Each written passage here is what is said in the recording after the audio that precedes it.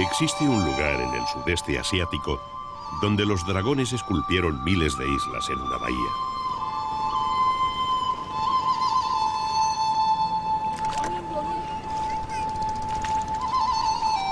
Un lugar en el que la gente se ha acostumbrado a vivir en aldeas que flotan sobre las verdes aguas del mar de China meridional.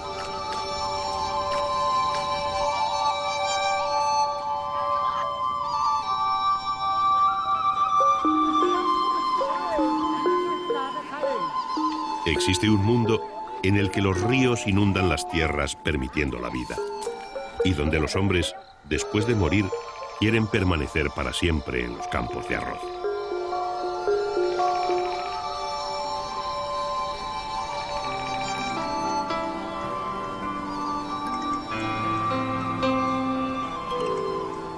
Un mundo en el que los templos son de oro, donde los monjes visten ropas de alegres colores y pronuncian interminables letanías cuyo sonido transporta las plegarias al más allá.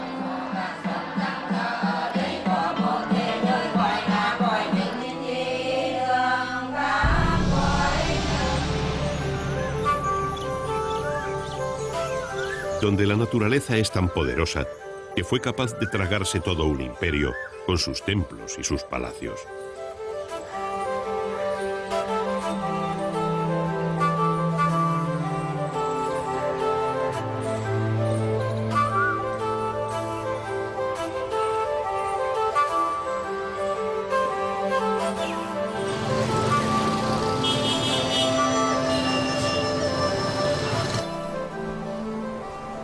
Existe una ciudad en la que el tumulto y las prisas se mezclan con las tradiciones más antiguas, donde los hospitales emplean plantas medicinales y remedios naturales para sanar las enfermedades.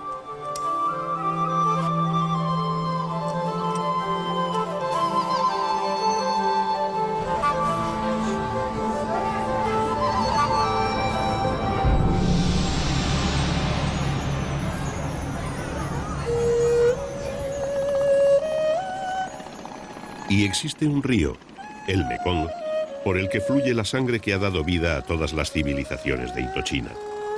Ese lugar, que parece sacado de una leyenda, se llama Vietnam.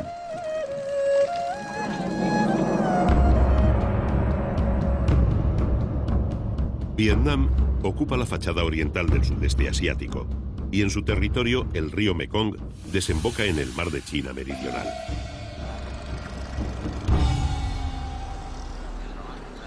El río Mekong se divide en 9 brazos al entrar en territorio vietnamita.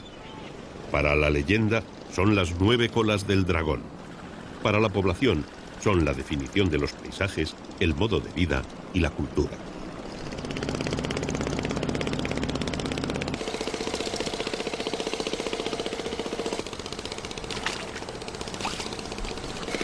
Estos 9 brazos y los miles de pequeños canales en los que se ramifican forman el delta del Mekong, una extensión de 40.000 kilómetros cuadrados que convierte el sur de Vietnam en el país del agua.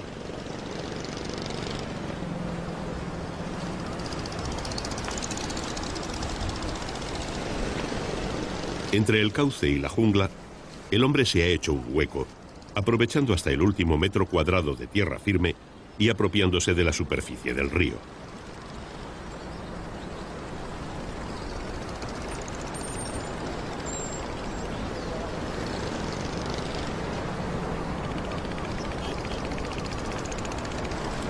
El resultado es una sucesión de ciudades anfibias, de las que el mejor ejemplo es Canto y su mercado flotante.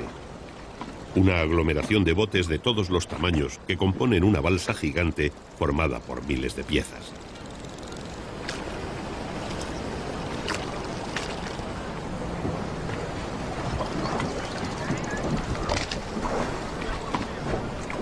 En Canto no hay puestos fijos ni horarios, y el dinero no es tan necesario como la confianza entre los comerciantes. Este punto del río es el mercado central del sur de Vietnam, y desde aquí se distribuyen las mercancías a todas las pequeñas aldeas del delta.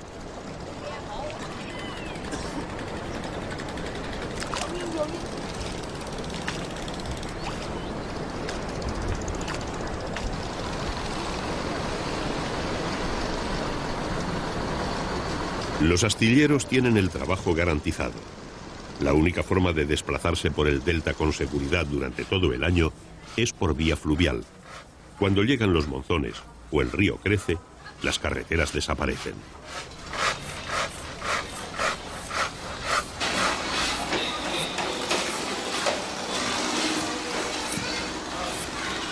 Estas carpinterías hacen las veces de fábrica de bicicletas, motos, coches y autobuses.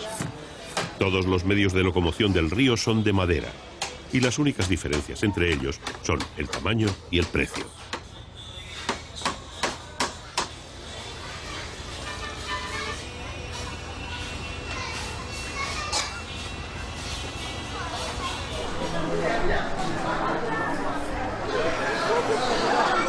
Pero en Canto también hay vida en tierra firme. Su mercado es el punto de contacto entre agua y asfalto, entre los atestados canales y las abigarradas callejuelas de la ciudad.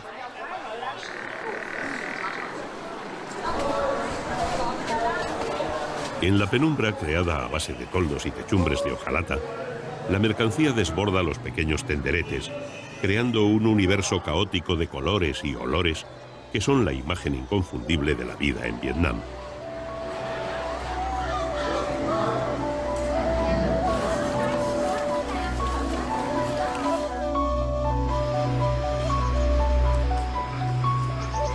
Los 3.200 kilómetros de canales del delta del Mekong son carretera, vivienda, tierra de labranza y banco de pesca.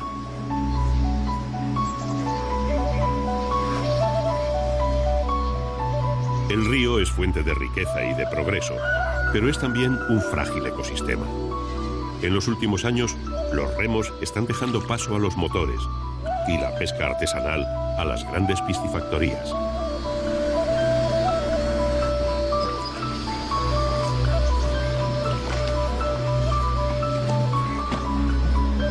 La sobreexplotación de los recursos y la contaminación son los grandes problemas que amenazan este insólito reino de las aguas.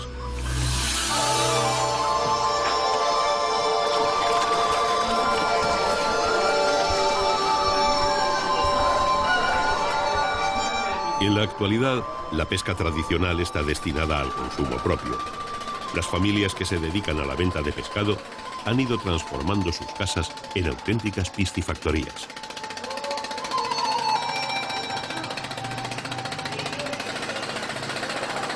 El río aporta el agua y la materia prima con la que se elabora el pienso en estas ruidosas máquinas mezcladoras.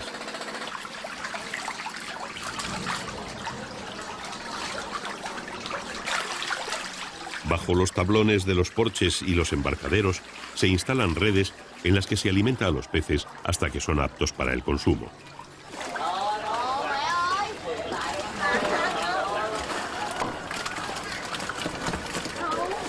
Cada año, el río aporta 1,5 millones de toneladas de pescado de más de 1.200 especies, pero no todas ellas tienen el mismo destino.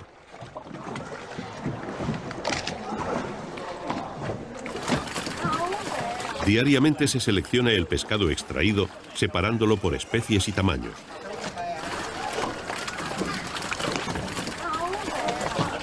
La industria piscícola está sujeta a la ley de la oferta y la demanda, lo que está provocando un peligroso desequilibrio en el ecosistema fluvial.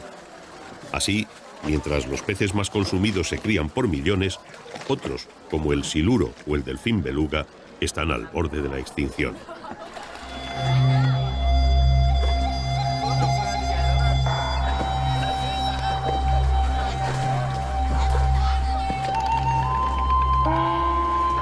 Toda la familia toma parte en el negocio.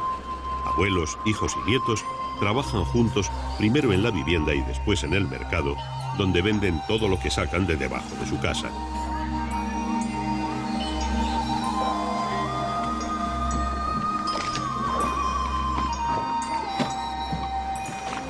Las mujeres son las encargadas de permanecer en los puestos, mientras los jóvenes van y vienen para reponer la mercancía.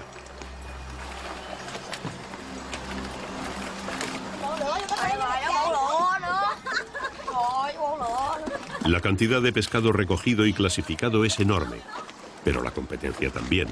Todo un día de mercado deja muy pocos beneficios.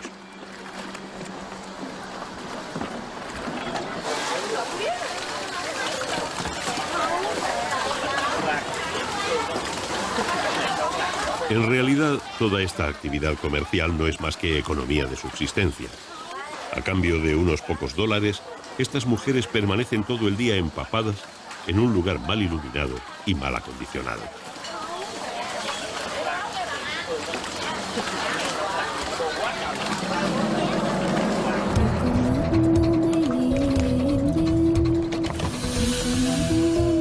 Al final del día, la familia regresa a casa para empezar otra vez.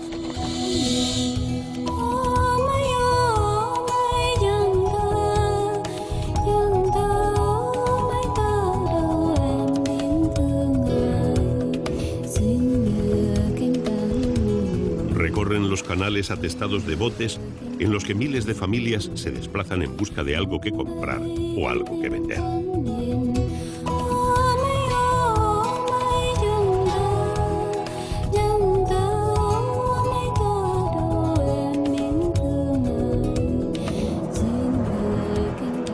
Y una vez en casa, reunidos en torno al televisor y sin perder de vista su principal fuente de ingresos, la noche se cierne sobre el Mekong, aunque la actividad en el río nunca se detiene.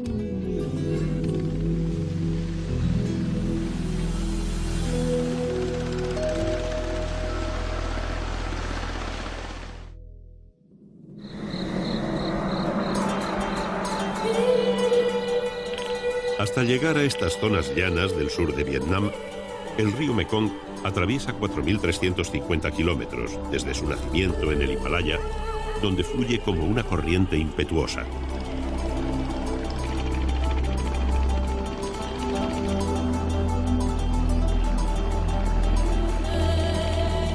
A medida que se acerca al mar de China Meridional, el río se va calmando, se adapta al modo de vida de sus habitantes y al ciclo lento y constante de las cosechas de arroz.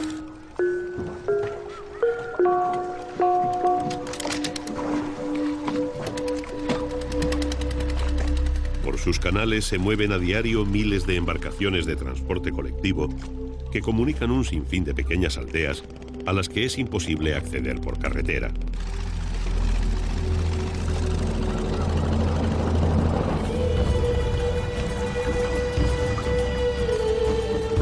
Es la principal fuente de riqueza de Indochina. Sus aguas riegan los campos de cultivo de los que se alimentan 90 millones de personas.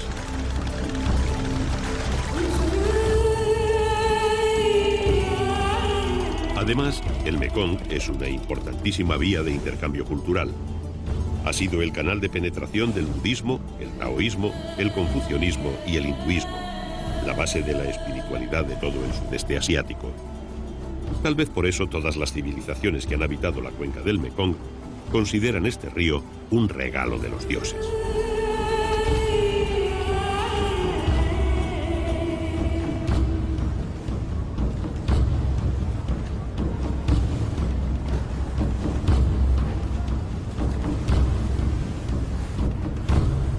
Allá donde no cubren las aguas, crece la selva. Y en los terrenos intermedios, el hombre aprovecha las zonas que cada año inundan los monzones para convertirlas en arrozales.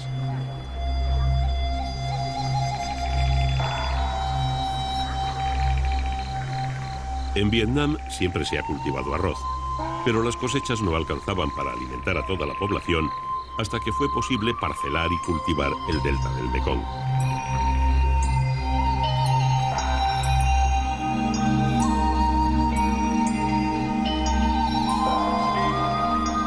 En la actualidad es el segundo mayor exportador del mundo gracias al fomento de modernos métodos de cultivo intensivo.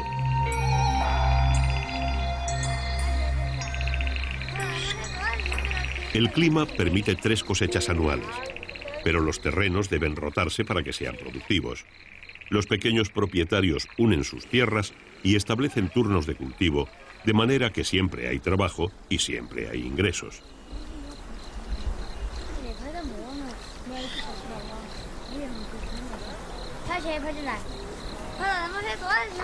Esta actividad, fruto de la moderna planificación, permite que la imagen más tradicional de Vietnam forme parte del paisaje en cualquier época del año.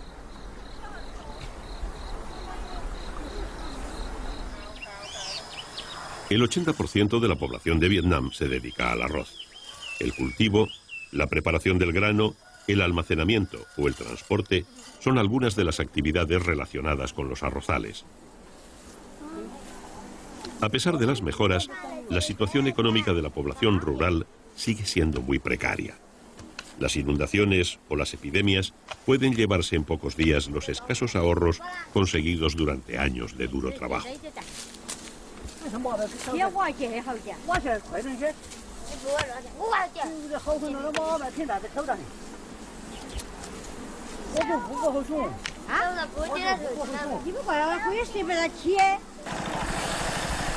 Gracias a los nuevos sistemas de explotación de las tierras, cada vez es más frecuente el uso de maquinaria agrícola o la implantación de variedades de arroz más resistente y más productivo. Pero todavía queda mucho para que la pobreza abandone para siempre los campos de cultivo.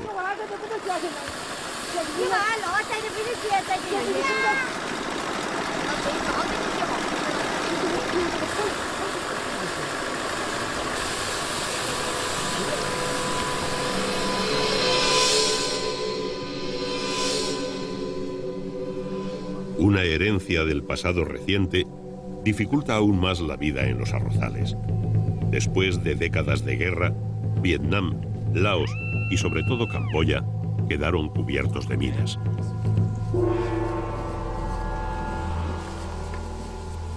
Por suerte, numerosas organizaciones se dedican a arrancar la muerte de los campos de arroz y puede que en un futuro cercano desaparezca la última mina antipersonal del sudeste asiático.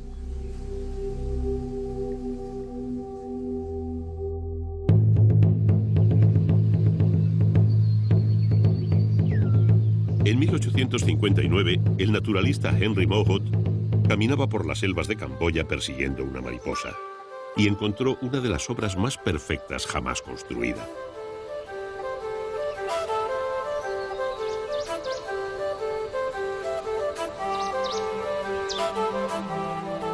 Oculta en la espesura de la selva, aguardaba a Angkor, la capital del Imperio Khmer, erigida a orillas del lago Tonle Sap. Angkor fue la capital de un gran imperio que dominó todo el sudeste asiático. De su época de máximo esplendor, solo se conserva una descripción en la que se dice que los nobles paseaban en palanquines de oro.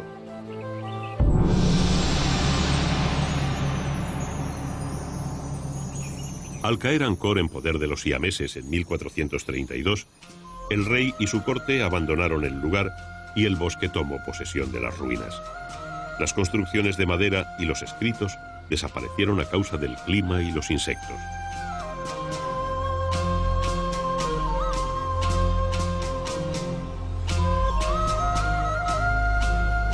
En una superficie de más de 600 kilómetros cuadrados, quedaron abandonados más de 100 edificios, entre los que destacan Angkor Wat y Angkor Thom, el palacio y el templo.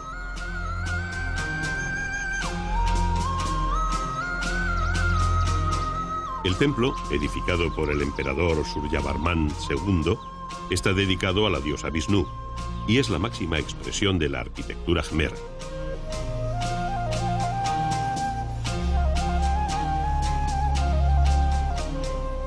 Los bajorrelieves de los muros han permitido a los historiadores establecer la cronología del imperio desaparecido, así como estudiar su mitología, su organización social y la vida cotidiana de los habitantes de la ciudad.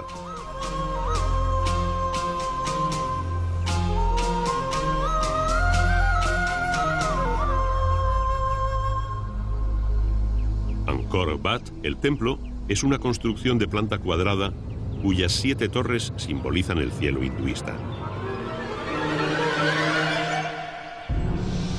Sus paredes están adornadas con apsaras, las ninfas sagradas que seducían a los mortales cuyo poder amenazaba a los dioses. Tal vez, cuando los gobernantes se convirtieron en dueños del destino de millones de hombres, las apsaras fueran las encargadas de hacer desaparecer a Angkor en lo más profundo de la selva.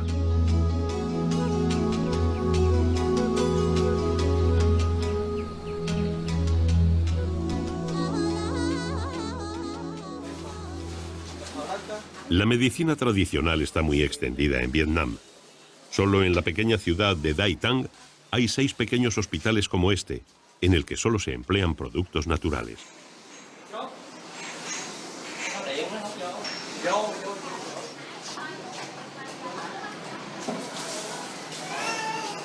Son instituciones benéficas dependientes de las pagodas budistas, en las que los médicos y los farmacéuticos son voluntarios.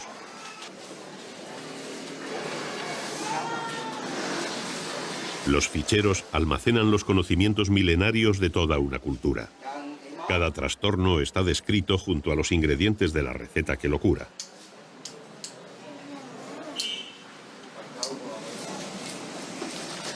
Los enfermeros se encargan de preparar y empaquetar las diferentes mezclas de hierbas que se toman en infusión. Las consultas y los remedios son gratuitos. Los enfermos donan las cantidades de dinero que pueden permitirse y en muchas ocasiones trabajan como voluntarios en todas las tareas necesarias para el mantenimiento del hospital.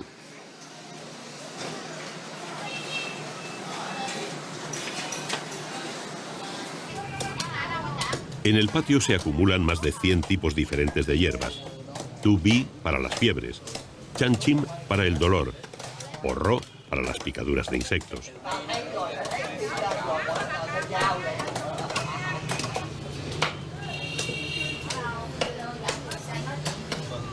Algunas de estas hierbas proceden de China o Camboya, pero los vecinos del hospital, conscientes de su importancia, se encargan de cultivarlas en sus propios jardines.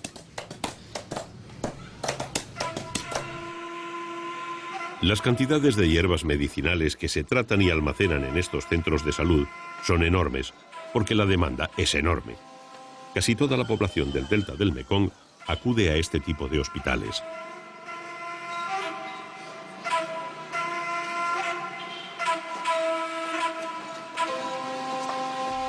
Cuando fallan las infusiones, se recurre a la acupuntura tradicional vietnamita, una técnica milenaria que está alcanzando gran reputación en todo el mundo.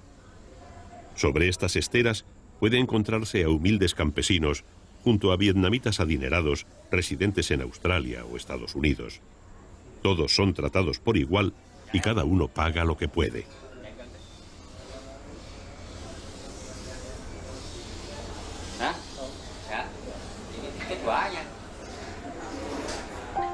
De este modo, las aportaciones económicas de los más afortunados sirven para garantizar el cuidado de los pobres y para el mantenimiento de las pagodas budistas.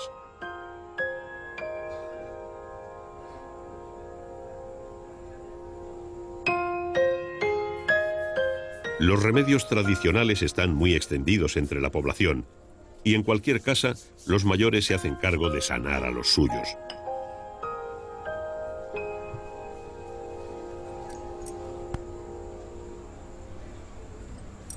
Estas viejas técnicas se emplean desde hace cientos de años para curar todo tipo de enfermedades. Estos tarros de cristal se emplean para calmar la fiebre. Al aplicarlos sobre la espalda, actúan como ventosas, que según la creencia popular, hacen salir al exterior la sangre caliente, enfriándola y expulsando el mal que causa la enfermedad.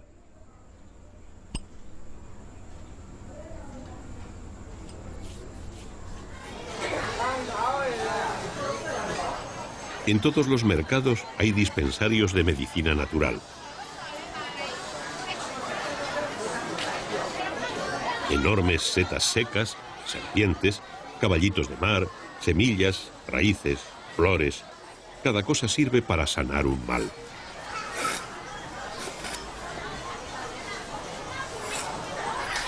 La farmacopea tradicional es muy eficaz si se tiene la paciencia de someterse a largos tratamientos. En muchas ocasiones, la creencia en los poderes curativos de estas sustancias sana con la eficacia de los más modernos antibióticos.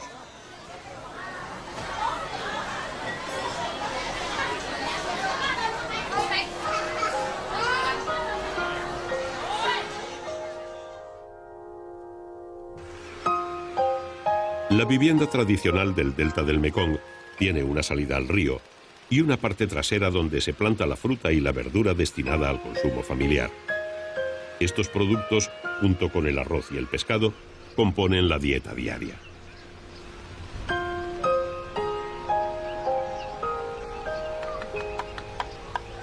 La cocina vietnamita no es tan popular como la china o la japonesa, pero empieza a ser reconocida en todo el mundo.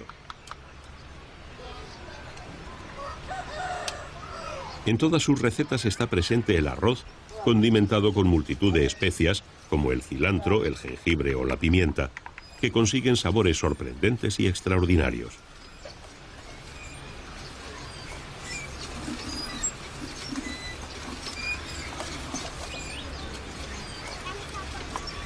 Sus platos más famosos son los rollos imperiales, unos envueltos de papel de arroz que contienen vegetales, carne, pescado o marisco y que fríen en abundante aceite hasta que quedan dorados y crujientes.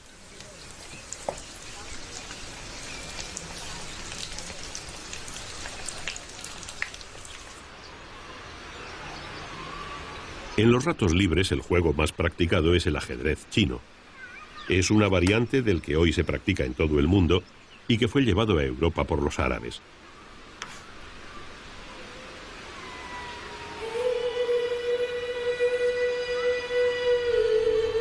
La sociedad vietnamita es profundamente creyente y la espiritualidad impregna todos los actos de la vida cotidiana.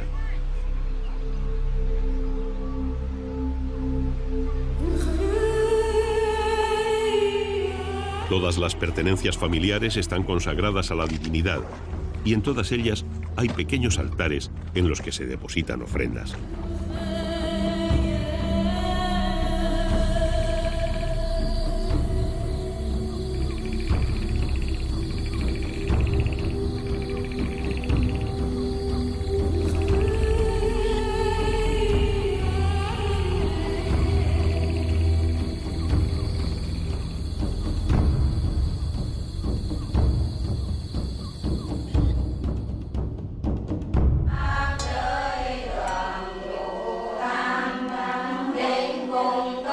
Las prácticas religiosas son muy eclécticas.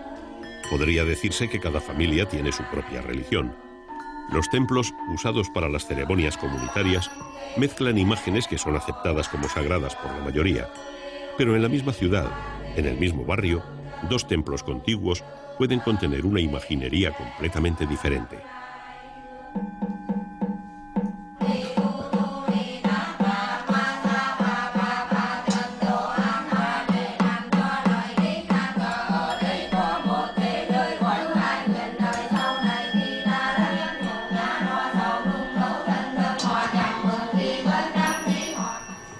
Hanoi es una ciudad de otro tiempo que se incorpora al siglo XXI sin abandonar sus tradiciones.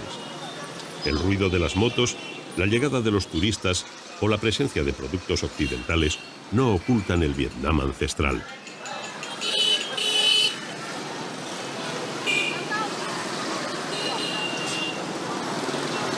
En las calles podemos encontrar establecimientos como este, en donde se pone de manifiesto la importancia del culto a los antepasados, a los muertos.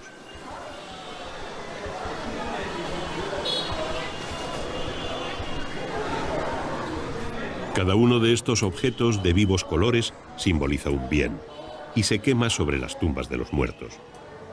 El dinero de papel, por ejemplo, se emplea para que el fallecido disfrute en el más allá de la fortuna que no tuvo en la tierra.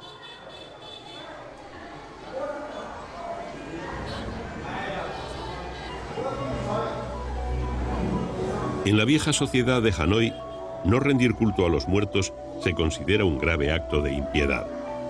La fabricación de lápidas es un negocio muy próspero, porque los familiares de los muertos gastan grandes cantidades de dinero en atender al descanso eterno de los que ya no están.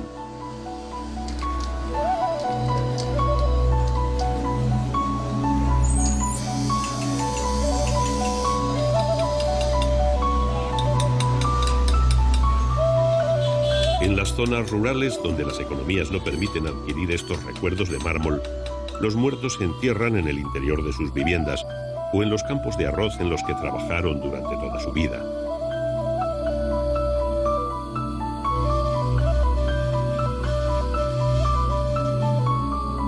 De esta forma, a cambio de honrar su memoria, los antepasados cuidan y vigilan a los suyos y les procuran bienestar y felicidad.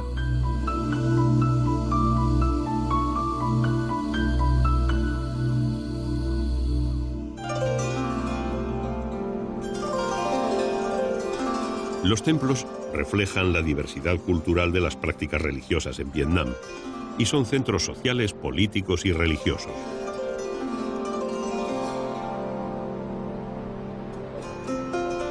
La mayoría de la población es budista, pero también hay taoístas, confucionistas, hinduistas y seguidores de creencias que mezclan elementos de estas cuatro filosofías y del culto tradicional a los antepasados.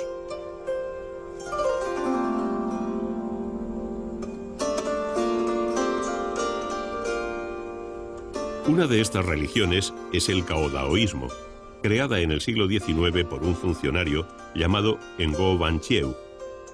Según su creencia, todas las religiones han de ser respetadas, así que sus altares incorporan elementos de todas las creencias junto a la foto de este atípico funcionario profeta.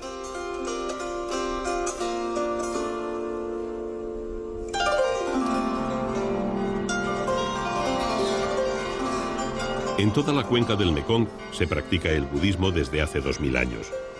En el norte de Vietnam domina la corriente Mahayana y en la cuenca del Mekong se sigue la doctrina Theravada procedente de la India.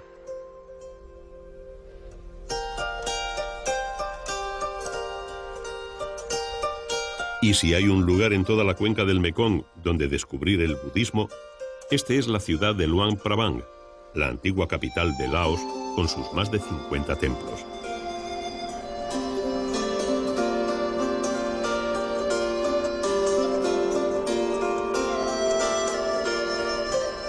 El más famoso es Bat Sien Ton, el templo de la ciudad dorada, construido en 1560 por orden del rey Setatirath.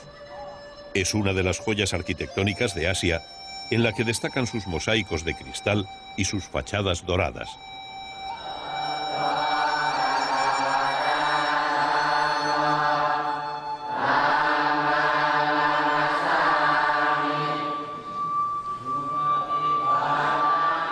En el interior de los templos, los cánticos de los monjes, el brillo de las esculturas doradas y la tenue luz de las velas crean una atmósfera mágica que se repite cada día desde hace siglos.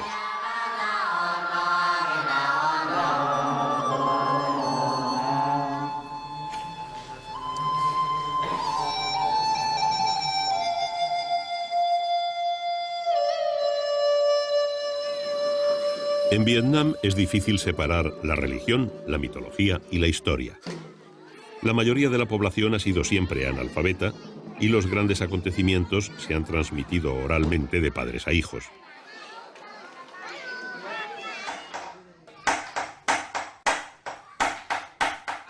Tras el telón de este antiguo teatro se ponen a punto las marionetas de agua, uno de los espectáculos que han servido para grabar en el imaginario colectivo esas viejas leyendas.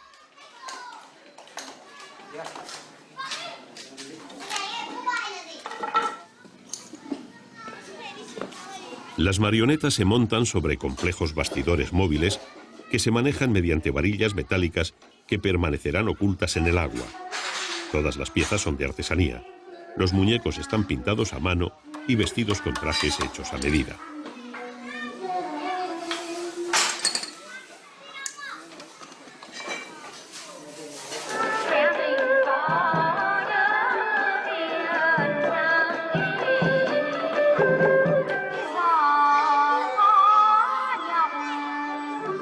Cuando comienza el espectáculo, los toscos movimientos de las bailarinas de madera y el relato de las hazañas de los buenos y las maldades de los malos atrapan a los espectadores más jóvenes.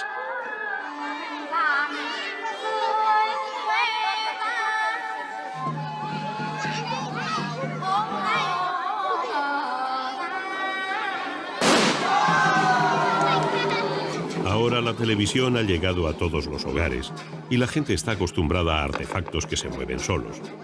Sin embargo, hace décadas, la habilidad de los titiriteros para crear la ilusión de que los muñecos tenían vida propia les sirvió para hacerse famosos.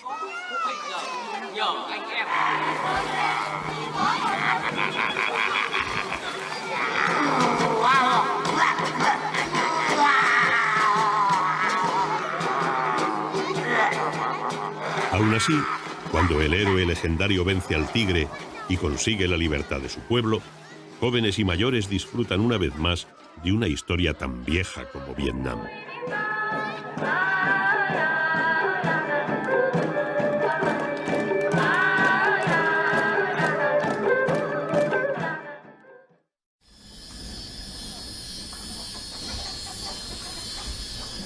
El norte de Vietnam, cerca de la frontera con China, es una zona montañosa en la que la altitud disipa la humedad y las altas temperaturas del trópico.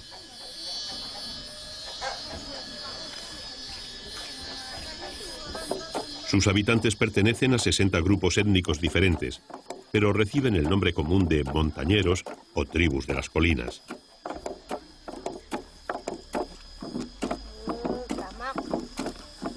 Han permanecido ocultos hasta hace pocos años, cuando Vietnam abrió sus fronteras al turismo. Desde entonces, los habitantes de estas aldeas han empezado a recibir dólares por hacer exactamente lo mismo que han hecho siempre: vivir tranquilamente en las montañas.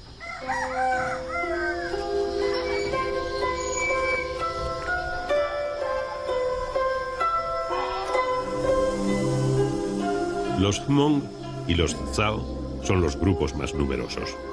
Las mujeres visten ropas de colores, lucen collares y pendientes de plata y llevan tocados que indican su estatus.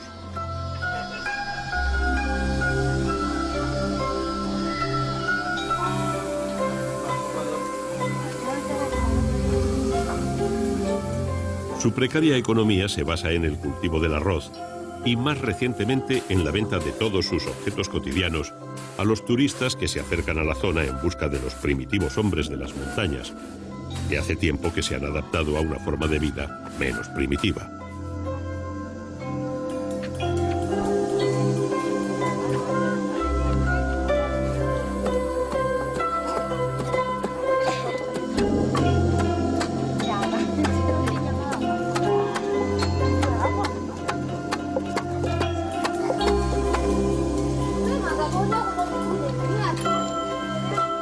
Las aldeas de las montañas tienen aún grandes carencias. Una de ellas es la falta de agua corriente, que obliga a las mujeres a recorrer diariamente largas distancias hasta las fuentes. Aunque también pueden sacar partido de este inconveniente. Los troncos huecos de bambú que se emplean para acarrear agua son los objetos más solicitados por los turistas.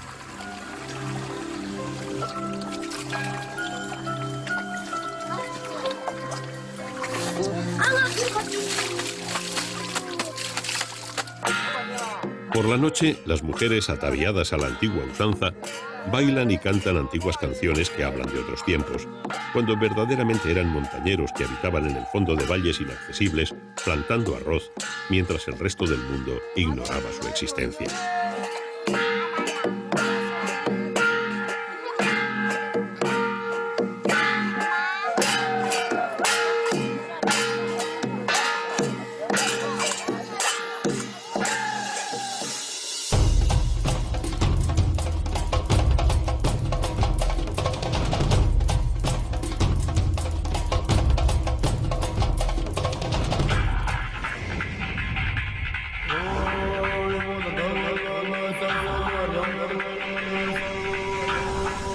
En la costa norte, a orillas del mar de la China Meridional, se encuentra la isla de Cat Ba, uno de los principales atractivos turísticos del país.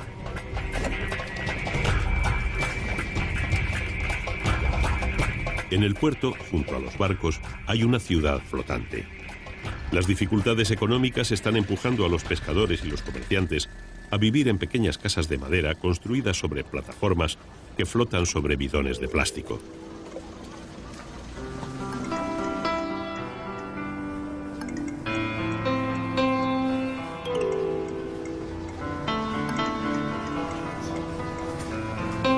Al otro lado del puente de la carretera se encuentra el viejo puerto de pescadores de Cat Ba, un conglomerado de casas diminutas, invisibles desde los hoteles de los turistas, donde se respira el ambiente de las antiguas aldeas costeras.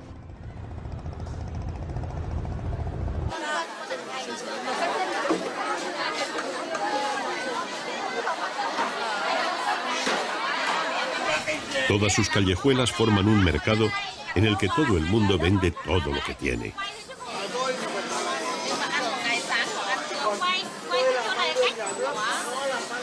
Los tenderetes ofrecen pescado, dulces o productos cocinados. Y las casas son peluquerías, carpinterías o talleres en donde se fabrican y reparan redes.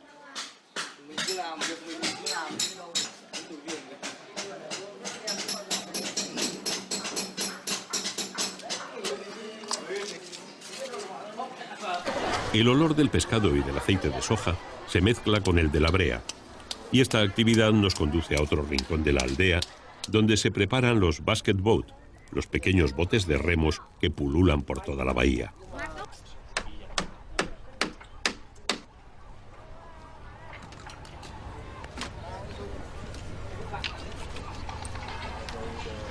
Los cascos de una sola pieza se fabrican en China, y aquí se impermeabilizan con brea y se le colocan los asientos, las fijaciones para las capotas y los enganches para los remos.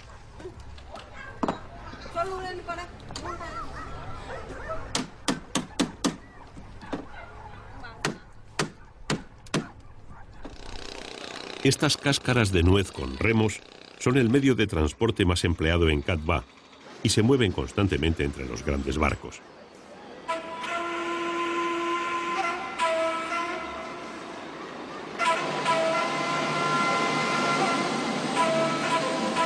La siguiente parada para todos los viajeros es uno de los parajes más bellos y sorprendentes de Asia.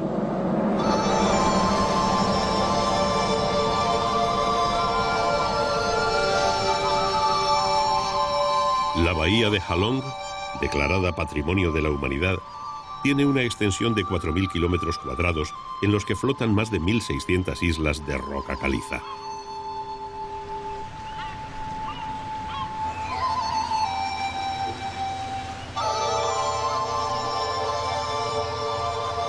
Escondidas entre los islotes hay varias aldeas flotantes. Desde hace más de 40 años, los problemas de superpoblación y precariedad económica empujaron a muchos pescadores a abandonar la tierra firme, convirtiéndolos en colonos que, a falta de suelo, han conquistado las aguas.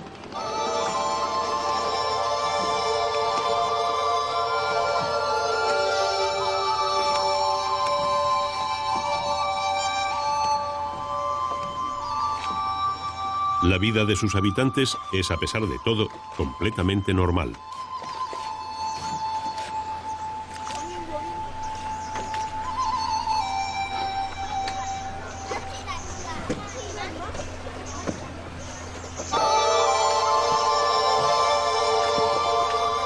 Los más de 100 niños de esta aldea acuden cada día al colegio para estudiar la geografía y la historia de un país que para ellos es inaccesible. Han nacido en el mar y muy pocos tendrán la suerte de abandonar este medio.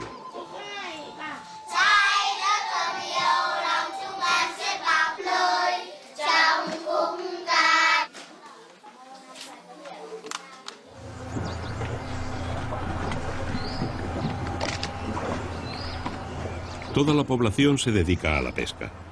Los más afortunados tienen barcos con los que salen a faenar en los caladeros de la bahía.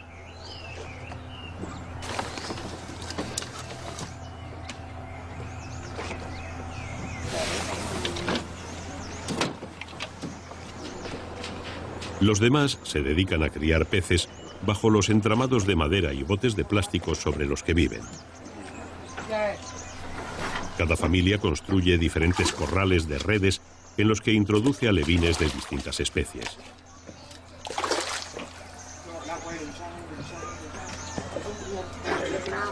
A medida que crecen, los van cambiando de cercado hasta que adquieren el tamaño adecuado para su consumo.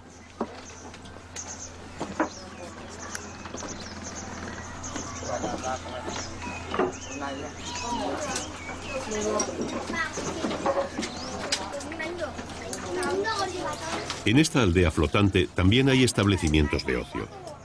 En un lugar en el que todo se mece lentamente al ritmo de las mareas, una mesa de billar no parece el pasatiempo más adecuado, pero a los jugadores no les importa que la mesa se mueva.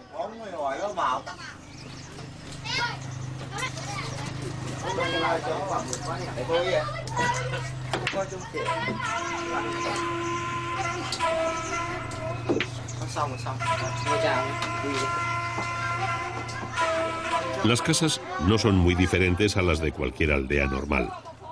En el interior solo hace falta levantar una tabla del piso para tener un fregadero o un aseo.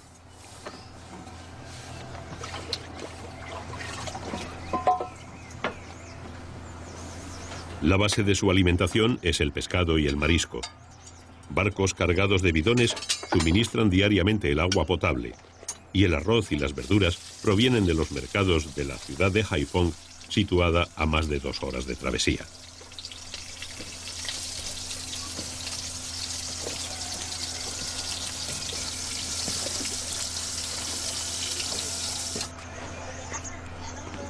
Cada casa tiene su altar, con los más extraños objetos de culto. La mayoría son budistas, pero aquí se nota con mayor intensidad la tradición del culto a los antepasados.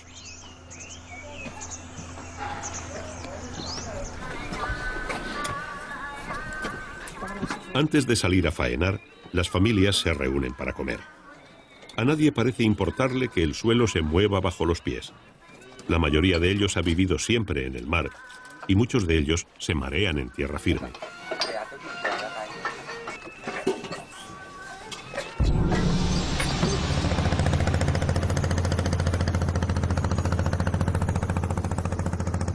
Al atardecer, los barcos salen a faenar. Entre los islotes se forman corrientes que arrastran grandes bancos de peces. Los pilotos conocen bien la bahía y dirigen las embarcaciones hacia los mejores caladeros.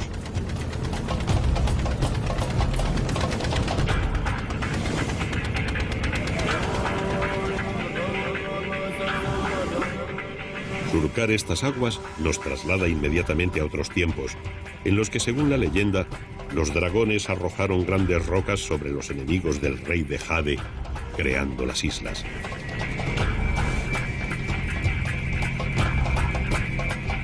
Allá donde el hombre puede poner el pie, existe un pequeño santuario erigido por grupos de pescadores que se libraron de una tormenta o despistaron a los piratas en el laberinto de islas.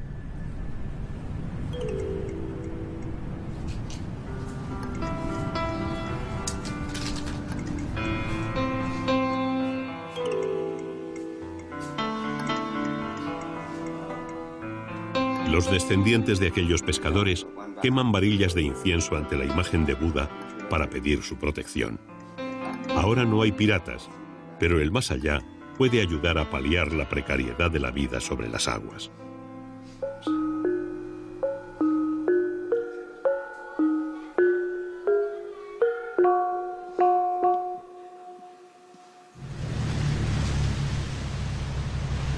Una vez en el caladero, comienzan los preparativos para una larga noche de trabajo.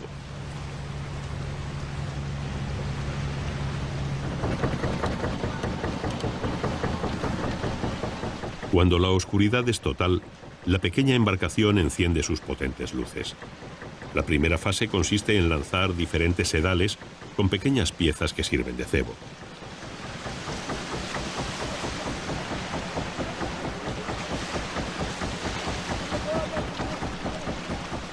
Los pescadores pasan buena parte de la noche escrutando las negras aguas a la espera de las presas de mayor tamaño.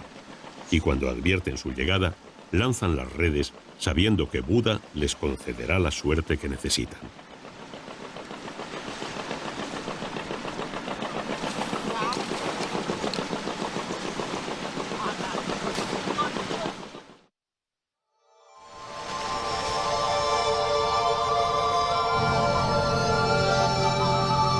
Al amanecer todo empieza de nuevo. Ya sea en la bahía de Halong, en el delta, sobre el río, cada día se escribe una nueva página de la historia de este país, en el que los dragones esculpieron islas de jade y los comerciantes construyen mercados sobre las aguas.